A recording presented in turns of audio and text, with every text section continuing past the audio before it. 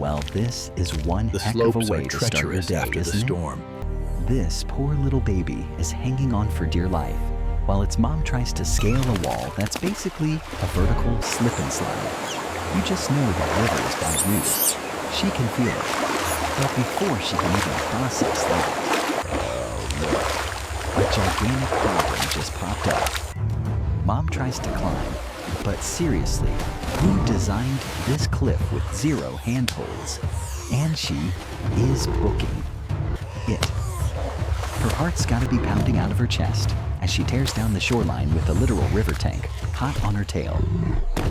You think hippos are just those slow, yawning lumps at the zoo? Think again. This thing is a relentless crushing machine that owns this river, and it will not be ignored. But what other choice does she have? She has to outrun it.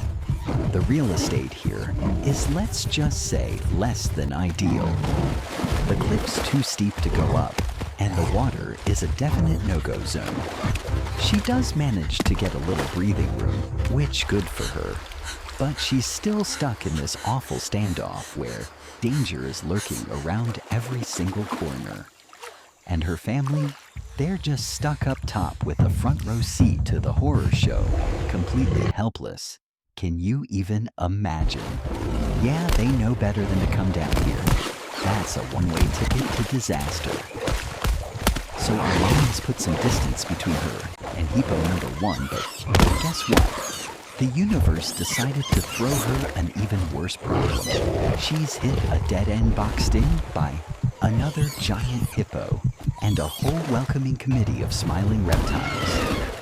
Overwhelmed and terrified, she stumbles back.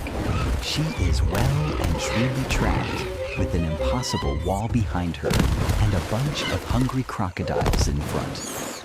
You know there's nothing quite like a mother's love. It's this insane force that makes you do the impossible. She's dodging and weaving like a prize fighter, knowing this is a battle she absolutely has to win. Keep in mind, this isn't her home turf. There are no trees to escape into, but she is handling this nightmare with some seriously impressive agility. I gotta say I'm impressed. But here's the problem. She's a land animal, not an aquatic expert. She's just darting back and forth, desperately trying to find an exit, only to realize that every path in the water leads straight to a set of jaws. She finds this tiny little nook in the bank and takes a second to catch her breath. And in that moment, she has to make the hardest decision of her life. With a final sacrificial goodbye, she lets her baby go, hoping its tiny weight is enough to let it scramble to safety. She knows this is her final act of love. She is completely aware that this is the end of the line for her, but she still clings to that wall. And then, in an instant, all of that love, that fierce devotion, and that incredible effort, it's all just gone swallowed by that merciless river and the monsters below. It's in places like this in the rugged savanna that you find a creature forged by fire and conflict the baboon.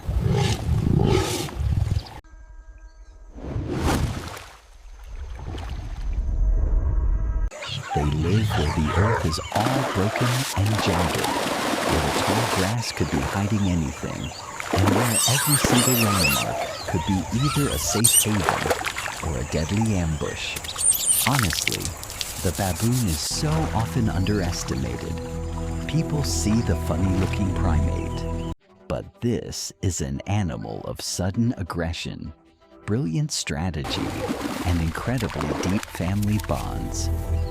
Behind that super expressive face is a sharp mind cataloging every route, every threat, and every opportunity. Let me tell you, life in a baboon troop is never boring. It's like a non-stop season of a reality TV show. Power is always shifting. Alliances are being made and broken, and a crisis can pop off at any second. And those canine teeth, they are razor sharp, and can deliver a truly devastating bite. And yet, they have these delicate fingers that can handle the tiniest objects with almost human-like skill. It's a wild combination, isn't it? Their senses are tuned to 11, with vision that spots a twitch a mile away and hearing that picks up trouble long before it arrives. They can literally read the mood of the landscape. A sudden silence. A change in the bird calls a rustle in the distance. Those are all clues that tell them someone else is out there. The infants, meanwhile, are totally reliant on their mother's milk. It's their thermostat, their water bottle, and the very thing that teaches them what safety and trust feel like as they cling to her. I mean, this stuff is basically rocket fuel. It powers their growth, builds their immune system, and juices up the brain development they need to learn the complicated rules of the troop.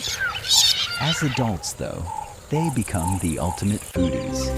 They are not picky at all. Fruits, seeds, roots, bugs, even small animals if they get the chance. Their powerful jaws and can-do attitude about food let them survive when times get tough, turning pretty much anything into fuel. Here's the deal with baboons. To a predator, they are both a huge challenge and a fantastic prize. They live in a world I like to call Angry V. A place where every sunrise means it's time to eat, and every shadow is filled with tension.